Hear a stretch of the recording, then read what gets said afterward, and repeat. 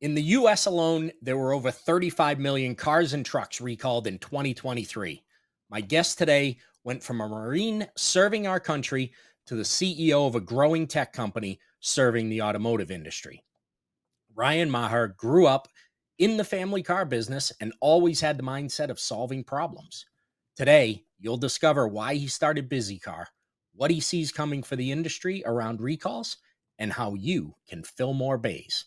Ryan, welcome to the Fixed Ops Mastermind. Great being with you. Thanks, Dave. It's great to have you here. Give everybody a quick intro to you for those that don't know you, and then we'll get straight to the wisdom. My name's Ryan Maher. I'm the founder and CEO of BizzyCar. I'm also a third generation car dealer. My grandfather got started in the business after World War II, started as a partnership and a Volkswagen distributorship. The family grew it to almost 20 rooftops, and now the third generation today. My brother runs the show while I'm off being a startup technology entrepreneur in the recall space. And as you mentioned, other than 5 years in the Marine Corps, I've been doing this my whole life. So love the auto industry, but really love the fixed ops side of it. That's the best side of the house. We all know that. I call it it's the profit maker. So it's where the real professionals play, right? That's right. The technicians are the only people in a dealership who are actually producing revenue, right? Everybody else in that dealership is an expense. Yeah, you're selling. I mean, you're trying to take a product and get it out there. But yeah, I mean, if you were in an independent repair shop, if you were these technicians are true, almost like tiny little entrepreneurs, right? They're out Yeah. there and turning wrenches and building and creating real value. So couldn't agree with you more. Yeah. Excellent. So this show is broken up into three segments. And this week we've got segment one is the recall problem, segment two, approach and impact, and segment three, industry insights and future outlook. If everybody's ready, we'll get into it. Segment one, uh, Ryan, can you tell us about your background in the automotive industry and what led you to start BizzyCar? Yeah. So I always loved growing up playing with Legos, and I loved working with my hands, and I loved finding how things worked, how you take stuff apart and put it back together. So I'd build the Lego set the first time, and then the real fun was to deconstruct it and see if I could do it without the instructions. So I got my start, if you will, in the learning to work on cars when I was a little kid, and then as I got older, I'd be spending time with my grandfather, who was a car dealer. We'd be doing projects in his basement, whether we were doing woodworking projects or learning about cars, and then eventually washing cars and kind of working my way up through the fixed ops side. So I spent a lot of summers in St. Louis, where it's 100 degrees, inside the service department, Yeah. learning those jobs before going into the military. It's really incredible how complex and what the intricate dance is between technicians, advisors. We always forget about the parts folks, the parts Mhm. counterman, the parts manager, the parts department, huge profit center inside of a store. And growing up in that side of it and seeing it from that perspective Mhm. really makes, for a stronger dealer owner later in life. So Absolutely. I kind of grew up in that space. Fast forward, college and the Marine Corps, and I came back and was working in our stores. And on a Saturday, this is how the genesis of BizzyCar occurred. My brother and I were sitting there, and we got an email from one of our OEMs telling us we had a recall problem. A real problem, right? Yeah. And we were at the time. This is 5 years ago. We were dealing with Takata airbags, Oh huge yeah. huge impact in Man. the industry, right? Mhm. And painful. Everybody was so tired of hearing about Takata, and I said, why would they send this email on a Saturday, right? They want to bury it. Yeah. And we were in the store, right? Owners, we work, a few Saturdays a month, got a shared hardship, right? And on a whim, we went out and started looking for used cars on other dealership websites. Yep. So we started going out and saying, "Hey, can we find some of these recalls?" And no joke, our first month of doing this, we made $40,000. It was just ridiculous that a lot of these vehicles were just sitting there. And Yeah. we said, "Well, we'll go out and we'll pick them up." In some cases, for franchise dealers, they'd bring us the cars, and Yep. that's how BizzyCar was born. Was what we call B2B, business to business recall service. And now we've, 5 years later, we've exploded, and tremendous growth. But it really just started with buying the team lunch on a Saturday and trying to solve a problem. This segment is brought to you by Parts Edge. Your parts department is the backbone of your dealership and is responsible for nearly half of your total profits, according to NADA. Our system works within your DMS for a hybrid approach that combines the precision of automation with the nuanced decision making of parts experts. That's when opportunities come around, though, right? When your eyes are open to there's a problem and what can we do to solve that problem. Yeah, 100%. We actually didn't know, Dave, what the size of the problem was. I didn't, as a car Yep. dealer, I didn't know that. So, this is 2018, 2019. Then COVID hit, right? And we were Yeah. desperately trying to keep the wrenches turning Hmm. for our techs. We don't, technicians are like unicorns. You don't want to let them go, Yep. because of the pandemic. One thing, but keeping those technicians was another. So we were doing a ton of recall work, right? When Hmm. COVID was really at peak. And we learned then, hey, this is a huge pain point. Hmm. 70 million cars on the road today with an open recall. That's one out of four vehicles.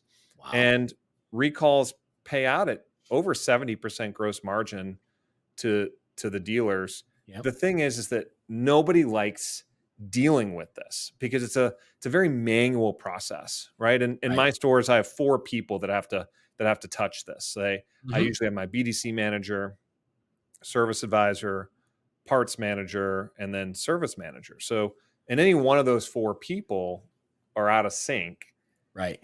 this process falls on its head. And what we've really been able to do, inside of our dealership organization, super process driven, Yep. right? Like what you execute this step, then you go to the next step, then you go to the next step. And so that's how we built BizzyCar. We identified the pain point Hmm. and said, what process can we build to solve that pain? Yeah, that's awesome. And I was still in a store in 2019, and I took two of Where my were you? porters. What's that? Where were you? I was at it was a Prime store at the Okay, time before sure. Prime got sold back to Ira. Um, and I took two of my porters and gave them a rental car and said, just go to every used car dealer on this street and take pictures of the VINs of of the 100%. Fords that are there. Uh, and we just took all those. They texted them back to us, and we ran them and said, "Yep, this one. See if they'll let you take it." And those used car dealers were more than happy to let us take it and do free work on the car, so they could tell a customer, "Hey, we had the recall fixed for you." I mean, that's literally the business model. What the only difference is we did that, and then we said, "Hey, other dealers probably want to do it. Can we scale it? Can we Yeah. sell it?" Yep. And the shocking thing is that who's going to say no to free recall work? Right. Yeah, so you'd be surprised. There are, there's a handful of some independent dealers out there, because we don't just work Yep. with franchise dealers. We work with over 50,000 dealers throughout the United States and Canada now. Wow. Huge, huge numbers. Yeah. And every once in a while we'll get a nasty phone call, or somebody will chase us.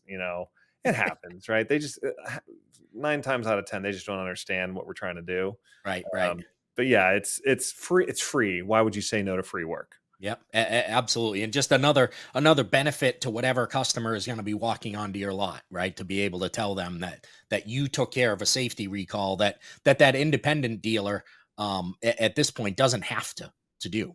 So, One less piece of paperwork to sign, right? yep, exactly. And so how are you using AI inside of BizzyCar to address this issue of recalls? Yeah, great. So love talking about AI. In the auto industry, I was at NADA last year, and everybody's trying to be AI in Yeah. auto. And I will be really the first to tell you, we are using AI in our platform, really, really using it. Yep. But we're not trying to be the AI solution for it. Sure. There's tons of there now hundreds of solutions out there Yep. that are they're doing that. We're also not trying to reinvent the wheel. So candidly, we said who's the best at this? It's Microsoft, it's Amazon. We're integrated with both, and then we've taken our models and made them customized for the industry. So how do we leverage AI? Yeah. Well, the first thing that we do is we're fully integrated with the OEMs. We are the only software vendor that I'm aware of that is getting a live recall data feed, a daily recall feed from almost every OEM on the planet now. Wow. All the big ones, right? We're not doing like Yep. Ferrari, Yeah. Yeah. but Ford, GM, Stellantis, Nissan. These are all our customers, and we get hundreds of millions of data points per night. So that's the first step is you got to know which vehicles have recalls. Now what we do, what makes us unique is we find these cars. And that's where we harness the power of AI.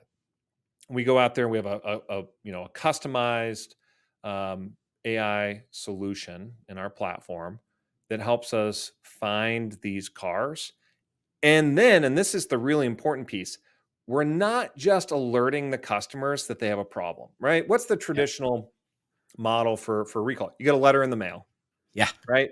And then Get that you got orange postcard. oh, it's brutal, right? It's got the red stripe on Oh it, yeah. and it's like important recall information, and the customers are just pissed, right? Like Hmm. they got to call the dealership, they are waiting on hold, or it's not a great experience. Yep. So we said, how do we overcome this? How do we make this process better? How do we create a better customer experience? Hmm. So we reach out to the customer, text, email, WhatsApp, all digitally. Yeah. And we don't force the customer to go to your website or to call. We let Mhm. you use AI to schedule your appointment right then and there. And because our AI is fully DMS integrated. It's fully service scheduler integrated. Mm. We are fully integrated into the parts supply chain at the OEM and at the DMS. So we're remember those four people I talked about that are Yep. in my stores? We're making their lives so much easier because we're solving those problems for them.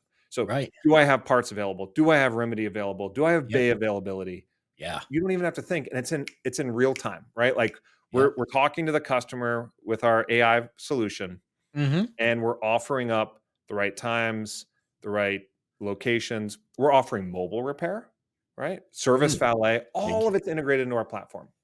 And if you give a great customer experience, guess what? The customer will spend more money when they Yeah. come to the store. So think of recalls as a hook Yeah. to bring the customer back to your store Yep.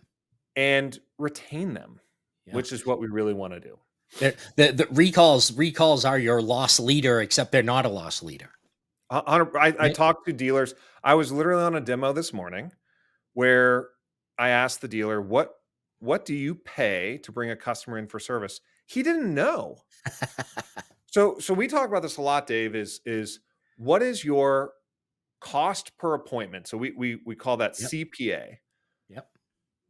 My brother, who runs a bunch of stores, he absolutely knows what it costs to sell a new car.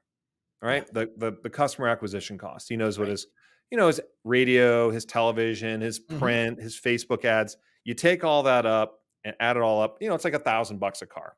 Yep. I think the national average is like 690.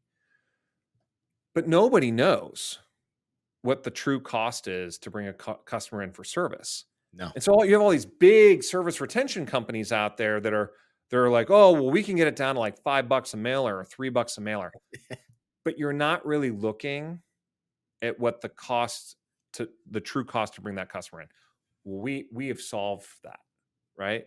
And we've really driven that price down. We are revolutionizing you called it the loss leader, and I Yep. think that's a great way to describe it. You don't have to give away the oil change anymore, right? Right.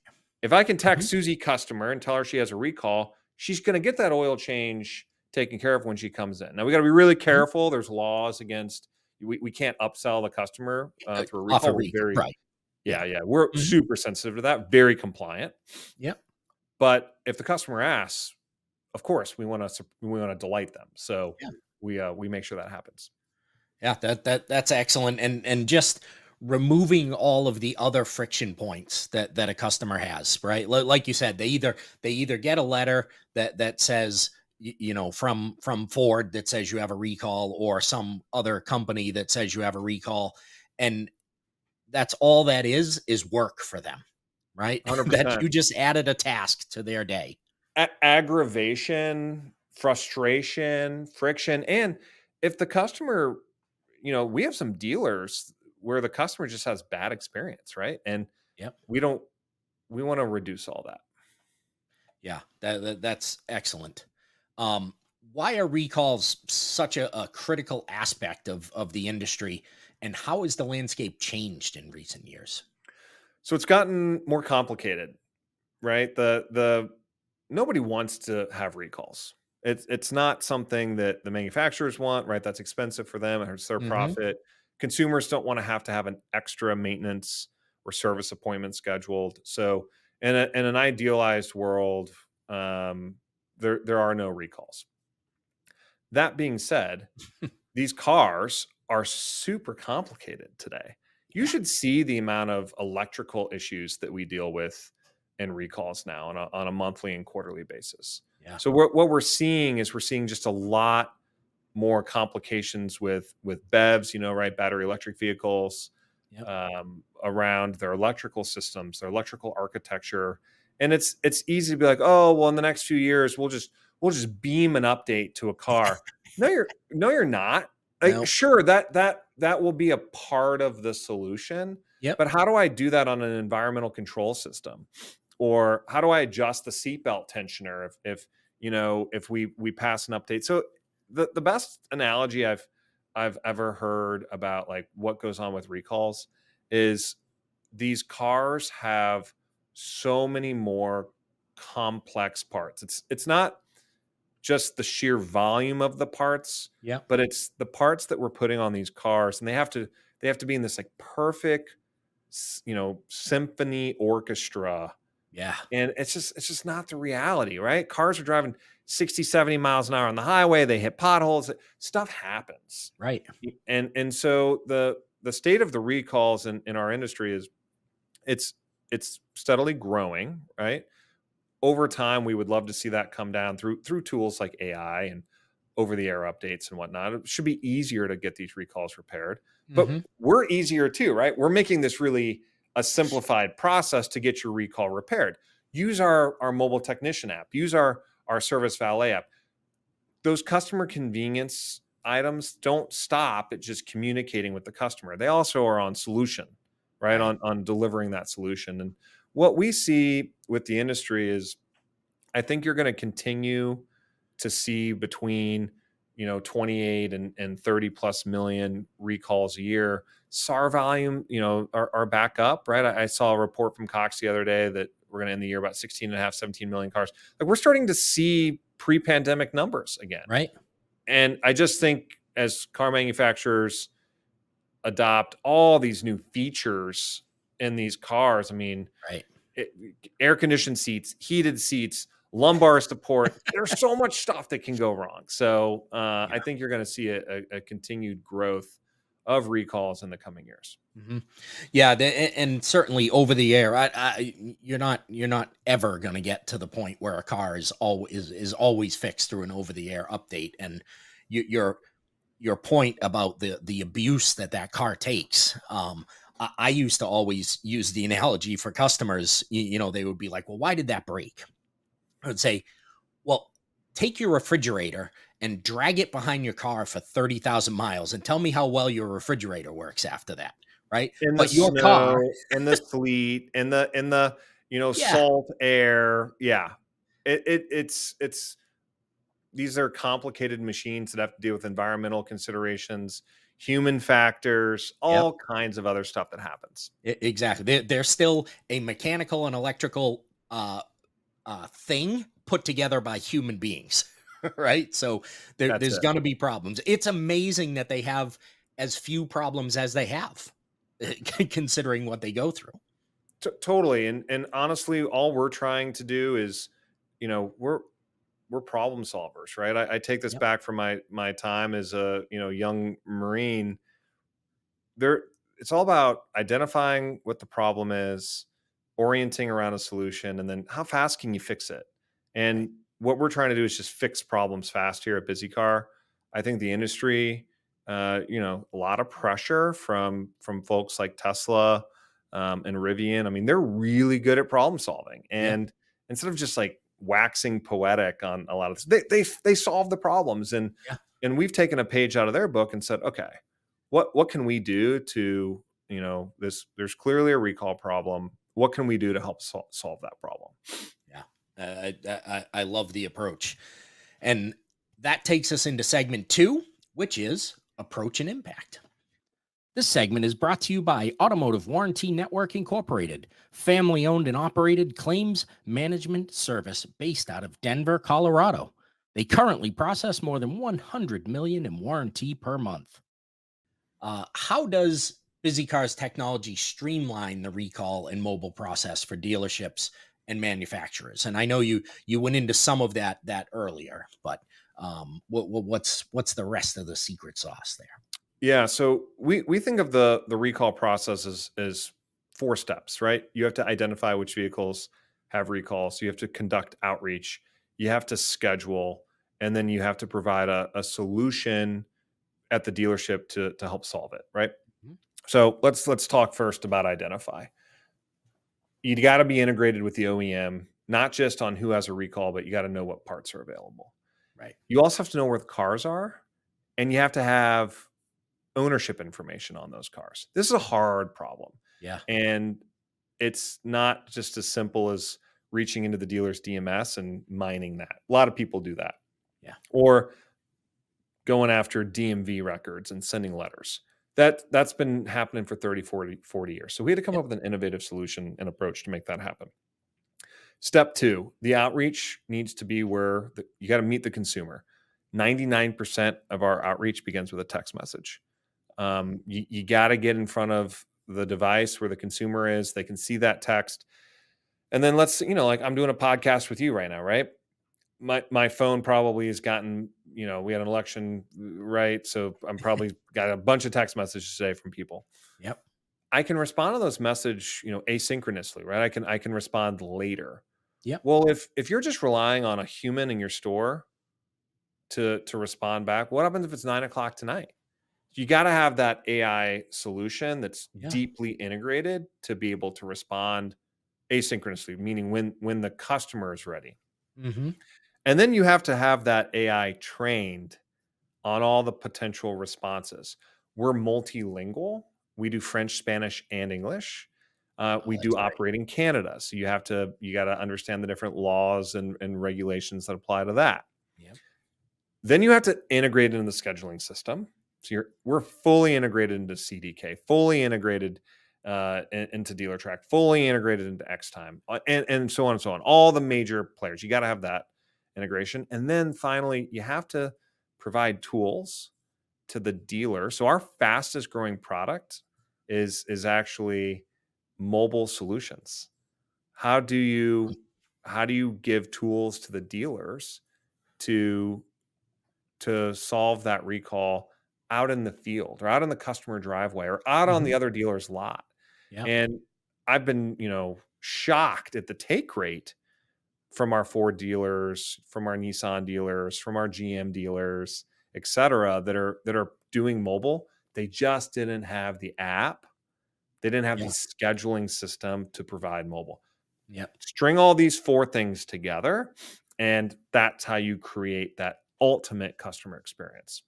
That's that is an excellent roadmap there. A lot Um, of pieces, right? there are a lot of pieces, and I'm I, I, I- I'm running through my head of everything that I used to go through to try and get people in for recalls. Yeah, um, probably a lot of paperwork and direct mail and doing a lot of this, right? Yeah, yeah, it's a lot of that. Of the, I mean, you talked about the DMV records, and like you get constantly getting postcards back that, that's not a person anymore. Or worse, you send it out and the person doesn't live there or whatever, and that card just gets thrown away. And now you don't even know. Maybe you mail that again 3 or 4 times. Now you've just thrown money out the window. We think the OEMs are wasting a couple $100 million a year using direct mail. Wow. The benefit of text is a lot of times people will tell you, "Hey, I no longer own that car anymore." Yeah. Or "Hey, I do own the car." You're saying, being a 18-year-old son, okay, he's awake. He drives that car now, right? And Hmm. he lives in Connecticut. Yeah. And I can't tell you the amount of times that we get responses back from Yeah. consumers that are like, "Hey, thanks for letting me know. Let me give you the phone number of the person who has that car now." And you're like, "Oh my God, this is great." There's like, these are strangers, right? But Yeah. people will tell you their life story if they trust you. Yeah. And that's because it's easy, right? They can take the device that they have with them all the time and just give a quick answer. Right? It's not like when they got that postcard and said, if you don't own this vehicle anymore, or whatever, please call this number. Who's calling that number? Nobody wants to Nobody. call the dealership, go through a phone tree, wait on hold. I mean, I will tell you, I'm a dealer, right? And it blows my mind when I am calling some of my customers. I always am curious what others are doing. Yeah. And I will sit on hold 5, 10, 15 minutes. And even some of these like AI voice things, it's just you're just waiting, right? You're waiting to get to the advisor. Yeah. And if you call during the morning rush Oh or the yeah. lunch rush, like good Yep. luck, Yeah. right? It's Yeah. it's a tough we're trying to reduce that. Yeah. Well, and then you're gonna get the person that does get to the advisor, and they're like, "Hey, I got this recall notice, but I don't own the car anymore." And the advisor's like, "Okay."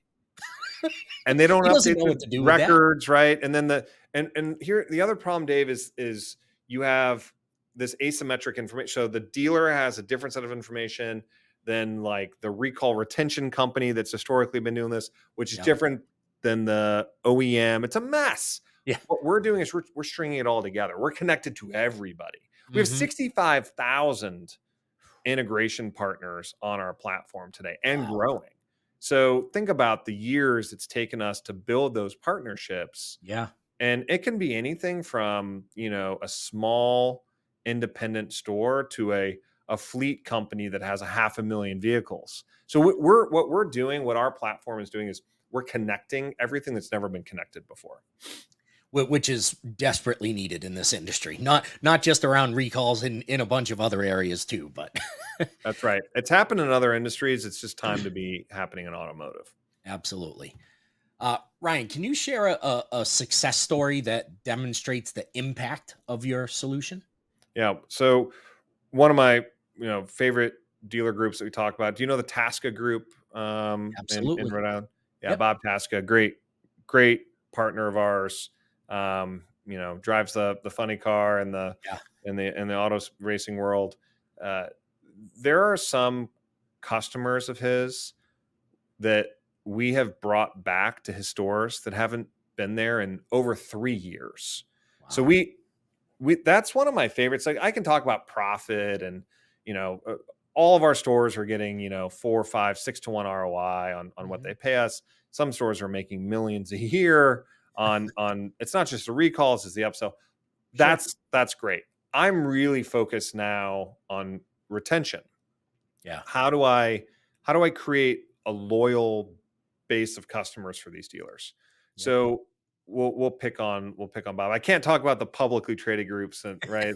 I wish I could, but because those are some scary, crazy numbers. Yeah. Um, but what we've seen in the Tasca group, and I think he's at 30 or 40 stores now, is DSLV, days since last visit.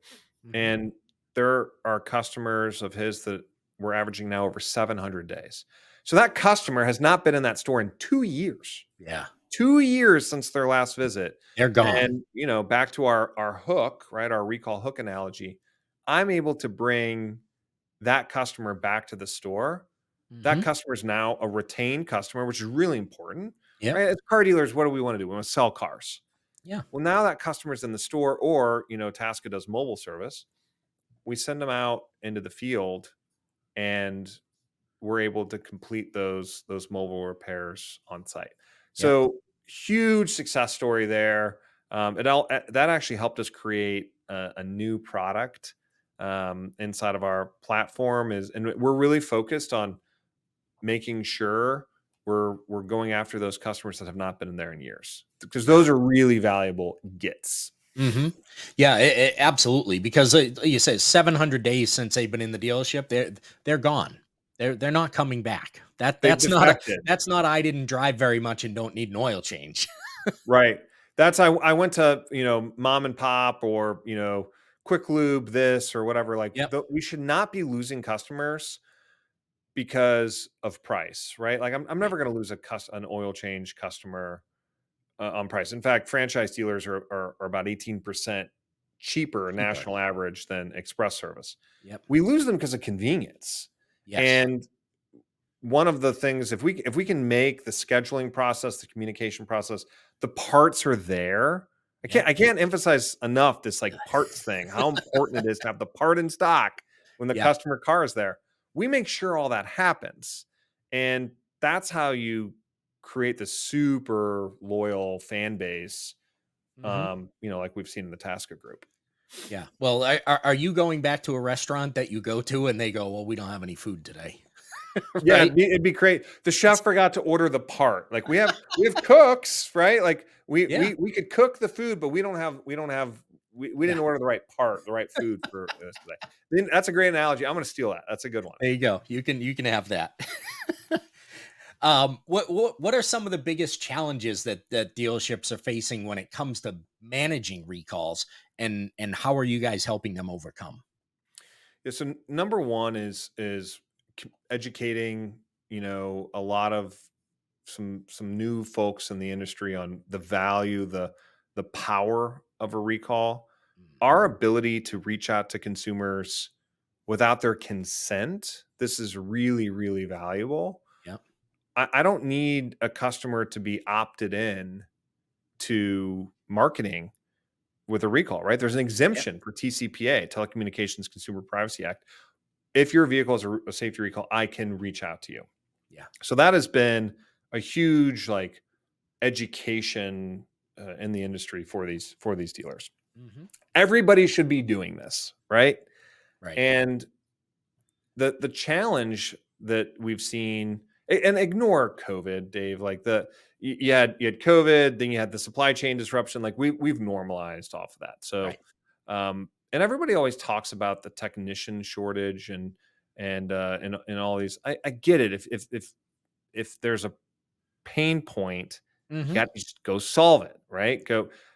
I talk to a lot of dealers out there, and they're not bragging, right? They don't have a technician issue because they pay their people the right way, they train their people the right way. Yeah. And we like to think of recalls as being a great opportunity to train and educate and communicate to your team, especially around mobile service. A lot of OEMs are trying to figure out the unit economics of mobile repair. Yep. How do we help them do that? Well, I can't make money doing oil changes, at customer houses. Right. It doesn't pencil, Yep. right? But can I go out there and do a $400 recall, and and do that mobily successfully and profitable? 100. I would do that all day, every day. Sure would. So it's guaranteed, Yeah. and that's the thing we've got to do, is we've got to get smarter and more efficient on how we're solving these problems. Let me Hmm. also tell you why I think mobile is so valuable. I am really thinking 3, 5, 7 years ahead. Like, EVs are here, right? Maybe the OEMs got over their skis the last few years on Yep. how fast the adoption was going to be, but this is happening, right? That we're not going to revert back to ICE being the predominant player. Right. So we've got to figure out how to service those customers. If I don't have an oil change, if I don't have that offer, Yep. what's my loss leader in 5 years? Yeah.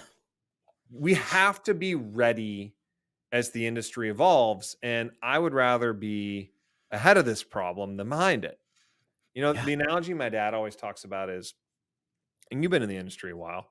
Remember express service back in the 90s? Yeah. Like, I was with Ford when they were introducing their quick lane. So right, quick lane. yeah. That was a Yep. huge deal. And Yep.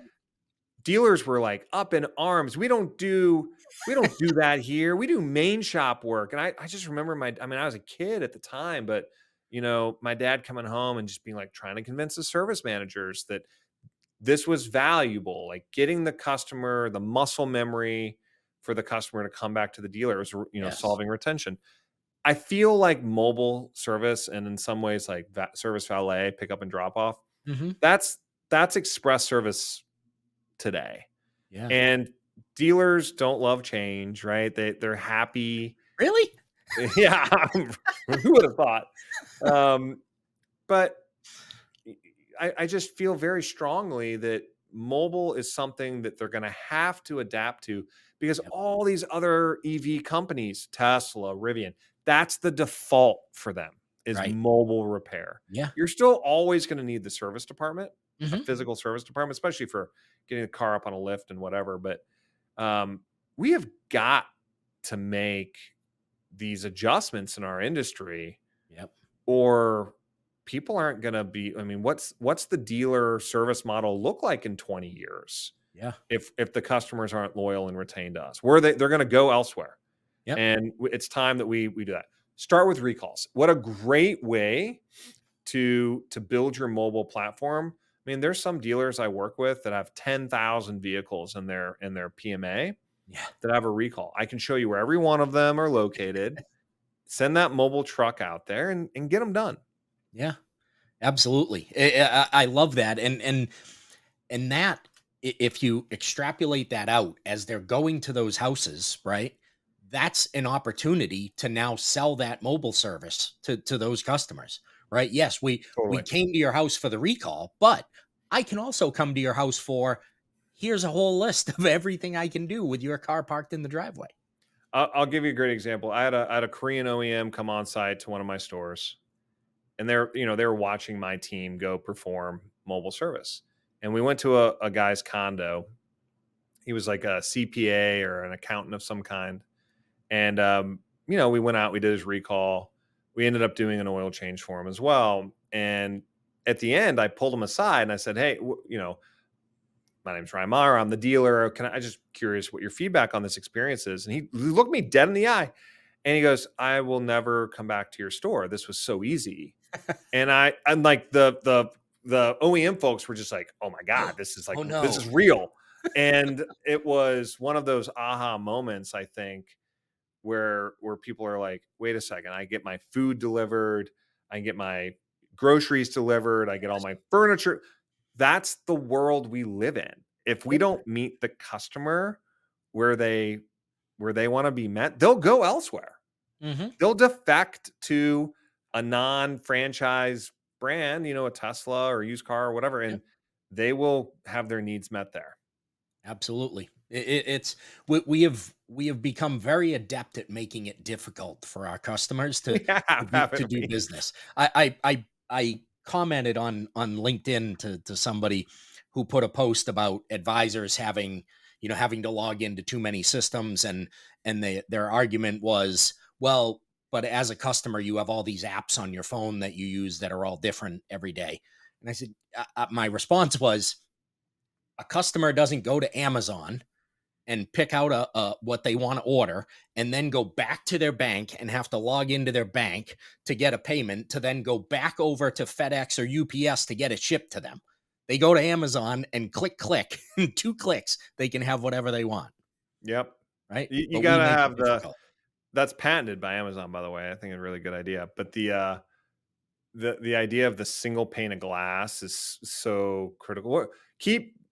Let's talk in a few months. We got some stuff we're releasing at NADA. We're really focused on making things in the service department much more efficient. Awesome. There's a famous, I don't know if it's Eisenhower quote or but there's a famous military saying: amateurs talk tactics, professionals talk logistics. And I heard that a lot when I was, young Marine. And I would say in the auto industry, you know, yeah, we got to sell cars, but that's table stakes. Yeah. Everybody's got to sell cars. The real professionals are talking fixed ops, and they're working pay plans. The amount of time we spend on variable ops pay plans is crazy, right? Like, they're going to get a split deal and a mini, and there's a draw and a bonus, and it's like, give me a break. Like, go sell the freaking car.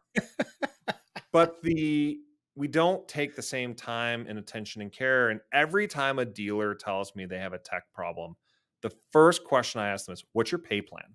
Yeah. It's the first question. Because if I am not getting paid Yeah. for my value, Yep. I'm not going to work at your store. Don't tell me you have a tech problem. You got a pay plan problem. Hmm. And I just think that's like the first place where we got to be looking as an industry, right? And everybody noticed it during COVID. You Right. start losing some really key people that are turning wrenches and fixing problems. Yep. You're screwed. Yeah. That's for sure. And so you just mentioned that you've got some cool stuff that you're going to introduce at NADA. That will take us into segment 3, which is industry insights and future outlook. It was a great Yeah. segue that you did for me. I appreciate that. And so, how do you see recall management process evolving in the next 2 to 5 years, and what role do you see technology playing in that? Yeah, so there's, depending on who you talk to, 17,000, 18,000 franchise dealers in the US, another 3,400 in Canada. Selfishly, we think BizzyCar should be in 90% of them, right? That, all joking aside, like, this is a product that should just exist in the industry. It Hmm. should be baked into the OEM portal or into the DMS. It's Yep. just, why do we not have an automated solution for reaching out, scheduling, checking for parts? Like, right, it should just be there. So Right. we want that to be us, obviously. But it doesn't stop there. I think there's a lot of really interesting, and without kind of, you know, overcooking this before we do our product releases, there's a lot of really good places where we need to gather better information about our Hmm. customers, hitting the customer at the right place at the right time, Yeah. integrating that information with other elements of the dealership sales process. I think is an interesting place to go. So Hmm. we really want to own the recall space. Yep.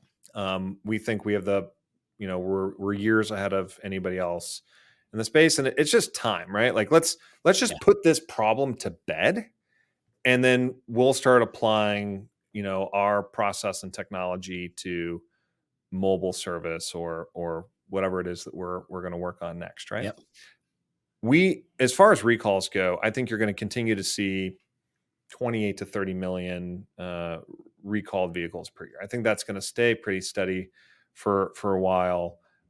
As an industry, yeah, we'd love to be a part of the solution. How do we identify these recalls earlier? So we're working with our OEM partners now at the safety office level to, how can we help, for people who don't know, there's investigations before Hmm. you issue a recall. It's actually takes months, right? There has to be, uh, our customers complaining about this. Is there something in the data that we're seeing? So it's not like the recall is like the last step Right. in the process. So we want to move upstream. We're curious what's going on there, Hmm. and see if we can be helpful. We're doing a lot of stuff with AI, Dave. Yep. I think we could do a lot more to help technicians be more efficient in their process, whether that's through mobile app or through tools we can give the technicians to help them be more efficient. Yep. People ask me, like, hey, what's the difference between a master tech and an apprentice or a junior tech who's getting in the industry? Everybody who's mechanically inclined within reason, they can go out and fix most problems if they know what the problem is, right? Like, if I told you, Dave, you're going to go and do, rotate the two front tires on a Nissan Altima. You may have never done it before, but if you're mechanically inclined, you could figure it out. Yeah. But if I told you to look at a car that was making a weird noise, right? It's the diag. That's Yeah. the difference between a Yep. master tech and an apprentice tech, or an A tech and a C tech, is they can look at something and they know what the problem is. I'm Hmm. really curious about how we can help in that space. Mm. Um, being able to run your diagnostic sooner, easier, more Yeah. efficiently. The sooner you can get people turning wrenches on the problem, I mean, Yep. that's how you really improve your efficiency rates inside your store. So there's a lot we want to do with recalls, and then there's a lot we want to do with improving the overall fixed ops experience. Yep. That's mostly in store Yeah. or at the OEM level. Yep. For the customer experience, let's use. I'm going to use your Amazon example. We think getting your vehicle in for service should be just like that. 2 clicks Yeah. and you're done, right? Um, we're doing a lot to make that happen, um, and we're obsessed about it. I mean, we Yeah. really obsess over how do you if we can make recalls as simple as communicating through text, Yep. we think we can do this in a whole lot of other elements of the fixed ops department. We're also really doing a lot with parts. So I don't want to get over my skis on the parts stuff, but there's some really transformative things I think we can do um, in the parts department. Great profit center. Yeah. You know, a lot of vendors that are in the variable and fixed space, but very, very little attention has been paid to how do I improve the part. And I'm not talking about selling more parts. I'm Hmm. talking about integrating parts into the overall process of everything. Yeah. Yeah, that is definitely as much as fixed ops in general is neglected. Parts is really neglected. Huge, right? And I Yep. think the biggest challenge is, I mean, every time that I go into, and I do some selling, right? Like our we have almost 100 employees now. I mean, we're adding 100 rooftops a month to our platform, which is Wow. crazy. We're growing fast. Yeah. Um, the biggest thing for us is I'll usually get to, if my team's tagging me in, we're usually stuck, right? At the GM or maybe the dealer principal level. And I typically know how the conversation's gonna go when the GM turns, hey, go get Fred, right? Go get Mike. Who's Mike? He's my service manager.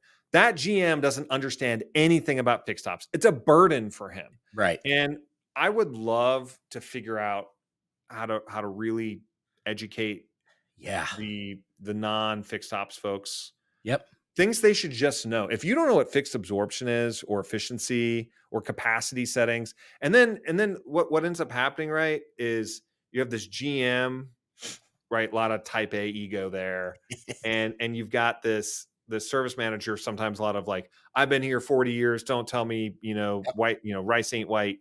And you just, they're gonna butt heads. Yeah. And I think a lot of it is if the GMs just had more knowledge about Hmm.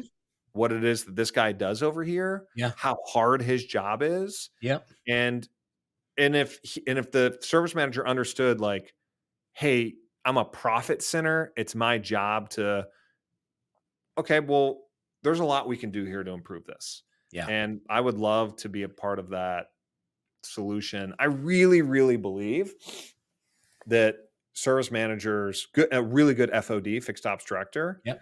should be on par with any GM, right? He's basically the general manager of the service and parts department, Yeah. and that's the way we should be looking at this. Yeah. I agree. I we can talk another time, but I have some ideas about how to how to help educate GMs. That is something that has stewed in my head for a bunch of years. Um, and so, Ryan, what advice would you give a dealership fixed ops manager that's looking to improve their recall completion rates? Yeah. First thing we always, talk to service managers about is, do you understand the problem? Right? Do you know what the scope is? And I'll go in there sometimes and I'll turn on their BizzyCar dashboard, because these OEM portals are really complicated, right? If you have ever been inside, and I'm not gonna name names, but if you log into some of these, there's like 200 links you could click on, all with like dashboards and programs. It's overwhelming. Yep. And all of the information is good, right? Hmm. There's a lot, if you really click into a lot of that stuff, there's good valuable information. Yeah. But the service managers, they just don't have time, right? They're putting out fires, they're dealing with customer issues, they're dealing with hiring and staffing issues. And the advice that I usually start out with service managers is, do you know what the recall problem is in your backyard? And do you know how valuable this is from a not just gross profit perspective, but Hmm. a customer retention perspective? Yeah. If I can bring customers, let's assume that I just bring one customer back per day. That's it's a lost soul, right? A churned customer. One per day. That's it. 20 days. Let's just say 20 days a month. That's 240 customers that haven't been in your store in years. Hmm. You should be, talking to your general manager about this. Somebody go get a hold of this guy and sell them a car. I mean, if you did nothing but just converted 10%, that's two extra cars a month. Yeah. And that's bananas. I mean, that is huge opportunity. And I'm being really conservative Hmm. and generous in these numbers here. Like you should really be maximizing. And I should be looking at my schedule for the day Hmm. and say, "Hey, I got a BizzyCar recall coming in. This customer hasn't been here in 3 years." As Yeah. the service manager, I should be out there. I should be greeting them, or at least Yep. giving them to my best advisor. And, "Hey, where you been? Yeah. We're thrilled to have you back. Hmm. Hey, did we screw up? Right. Is there something we did wrong? Yeah. Why haven't we seen you? Our prices are better. We offer mobile service. We'll pick up your car. Hmm. Don't tell me it's convenience and don't tell me it's price. Right. If it's something other than that, I'm responsible, right? As the service manager. And I think just having that conversation with them is enlightening. Yeah. And I really wish I could just talk to all these service managers and be like, you could be making so much more money. Assume their pay plan's tied to some kind of gross profit number. Hmm. They absolutely should be focused on that. Yeah. I think most service managers are number one afraid to have that conversation in the drive with the customer, right? They're afraid to open that can of worms. Not But my service managers. They love talking to our customers. well, listen. I used to tell a customer that I would much rather have you tell me why you're unhappy than to just walk away and disappear, because I can't Silence is a I killer. can't fix that. Silence is a killer. 100%. Yep. Don't tell me.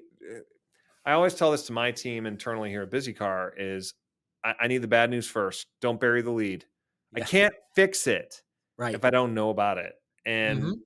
customers will just ghost you. I mean, they'll disappear. Yep. So yeah, I love it. Great advice, Dave. Yeah. All right. Last question. Are there any upcoming features or expansions that you're excited about and can share with the audience? Yeah. So number one thing I'll talk about today is missed opportunities.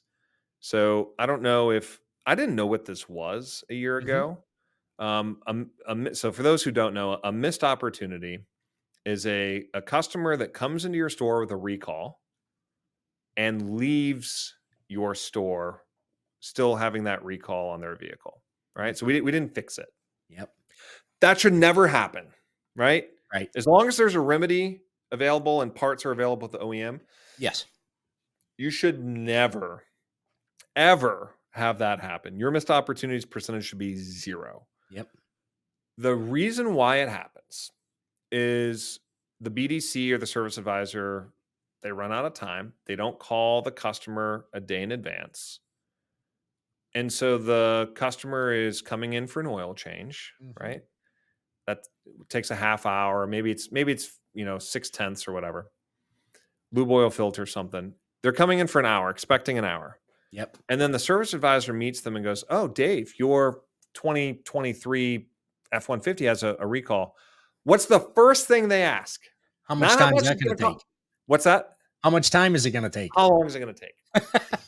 And it's like clockwork. And I mean, we have some OEMs we work with where 65, 70%, 60% of those customers decline This is a safety recall, right? Yeah. Because you didn't It's manage their expectations properly. yeah. And it's a liability issue for that dealership, allowing that to drive back out. Some of these recalls, we are like we are literally getting the customer to sign a piece of So, paper. Yeah. yes. Yep. So it's crazy. So what we have done is we have solved this problem. And this product is in beta right now, though we have some really big publicly traded launch customers that have been launched on us a couple months ago. So this will be a huge element of what we're releasing here in about Jan 1 of this year of 2025, so about 8 weeks. Yep. But if you're interested in the beta, we're happy to have that conversation with you today. It's basically eliminating missed opportunities, and it's a combination of checking, integrations, all the things we've talked about today, Hmm. but it's on autopilot. Your missed opportunities percentage should be 0. You should Right. never have it happen, and Hmm. we have built a solution that makes that a reality. That's awesome. I love it. Ryan, where can everybody find you? Yeah, so we're at BizzyCar.com. That's BIZZYCAR.com. We love getting inbound questions or comments from that. We're always available at hello@BizzyCar.com, HELLO at BizzyCar.com. And then we love doing podcasts and stuff like this. You can find me online. I'm on LinkedIn. I got a pretty prolific following, so would love to chat with you. We love chatting with OEMs. We love talking to customers. We have consumers that reach out to us, believe it or not, That's awesome. asking about. Yeah, it's not a couple a day. It's not like we're getting thousands, but Yeah. they they really just want to get their recalls completed. Those are great. We love sending those leads over to the dealers. Yeah. That's excellent. Well, Ryan, grateful for your time today. And we were happy to learn about the solution and such an important part of the industry that needs to be done. Some of them aren't safety, but a lot of them are safety issues. And it's not just the person driving that car; it's the other people around them on the road that need them to get their recalls taken care of. Right. So 100%. We're mission driven. Until all safety recalls are completed, our team will be here to do it. And really appreciate you having us on today. awesome. Thank you for your time. To everybody else, we will see you next week.